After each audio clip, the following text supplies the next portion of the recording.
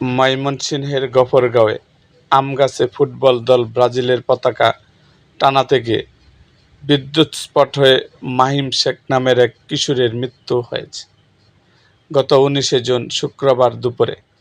উপজেলার পাঁচবাগ ইউনিয়নের দক্ষিণ হারিনা গ্রামে এই দুর্ঘটনাটি ঘটে।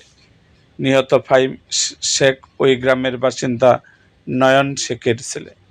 স্থানীয় সূত্রে জানা গেছে, দুপুরে ফাহিম একটি কাঁচা বাঁশ দিয়ে বাড়ির পাশে আম গাছে ব্রাজিলের পতাকা টানানোর চেষ্টা করছিল।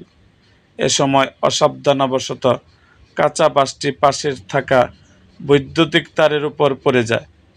এতে মুহূর্তের মধ্যে সে মারাত্মকভাবে বিদ্যুৎস্পট হয় এবং ঘটনাস্থলেই তার মৃত্যু হয়। এই আকস্মিক ও হৃদয় বিদারক ঘটনায় পরিবারসহ পুরো এলাকায় গভীর শোকের ছায়া নেমে এসেছে।